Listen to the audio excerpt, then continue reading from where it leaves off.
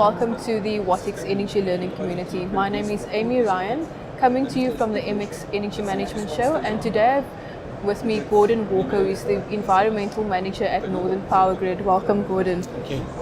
Thank you for joining us this morning. That I have for you is you'll be talking on controlling energy costs through a waste strategy plan. What, in your opinion, are some of the most effective ways that energy costs can be controlled through a waste energy plan? Essentially, it's if you look at the basic of the waste hierarchy, if you reduce your waste, that's the best way to do it. If you're in a position like we are, where you can't necessarily control the volumes or the types of waste that you're getting in, you then have to think about other things. So can you recycle them? Can you reduce them in some way? Can you compost them, things like food waste? Can you segregate that and then can you compost it or send it to anaerobic digestion? What do you do with your wood? Is it good wood that you can get rid of? Some other means that make it productive to other people and that kind of thing. So you have to know what waste you've got, what waste types you've got, in fairness. Could you expand on some of the benefits of developing a waste strategy plan? Having a waste strategy is essential, so you can see your objectives, you can see your goals, you can see where you want to be. You can then plan your transformation map, you can plan how you're going to get there, whether it be marginal gains or whether it be large steps. It's essential that you can see that roadmap, you can see how far you've come, which gives you that boost to keep on going, and it shows you how far you've got to go and what you need to do. And how things change as well. Things do change. I don't think plans are necessarily set in stone. I think it's important that you keep a plan fluid and you keep it moving.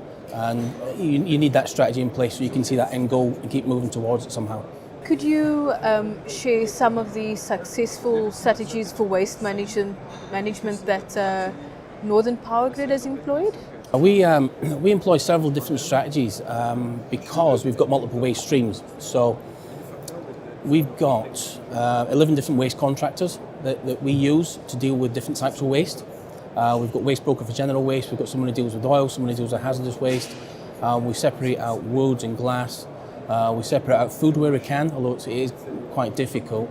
And we use an integrated approach, an integrated waste management approach to dealing with things. So one size doesn't necessarily fit all, and because of that, we end up using whatever means we can and whatever means possible within our economic remit to get that waste dealt with as beneficial as possible without going to landfill. And the further up the hierarchy, the better. Some of the results, that you've seen from some of these strategies that you've mentioned.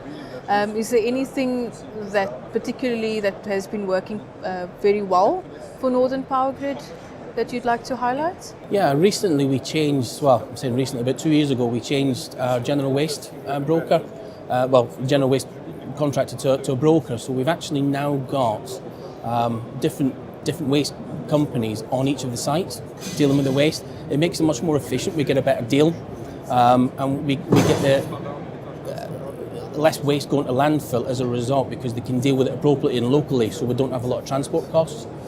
So for me that's good because we're keeping the carbon footprint down as well, which is really important. Along with that, we get the benefit of being able to negotiate local and national strategies, which is useful for us, beneficial in terms of what we do with the waste, where it goes to, and the quantities that we've got. And we had in 2016 it was 2,760 tonnes, of which 99.2% was diverted from landfill, and it's something it's a figure that I'm extremely proud of, and long may it continue. We're looking to get to 100% by the end of this year.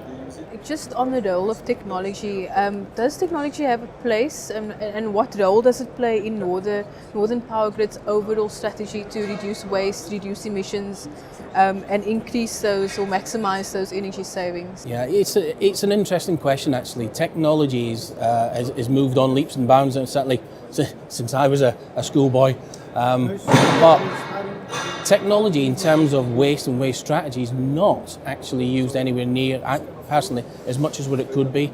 I think we could do a lot more sharing. A lot of the companies we use have got their own websites and their own service centres that we can log on to. We can then control our waste, we can order exchanges and what have you, which we find extremely useful. But we use technology for hazardous waste consignment notes, for the completion of those for Energy Environment Agency quarterly returns. But I think that we could use technology much more. I think technology, waste is not seen as sexy, and it should be really. And I think we could use technology much more for waste. Thank you so much for sharing your knowledge and your insights with our audience this morning. Thank you very much for joining us. Thank you. Thank you.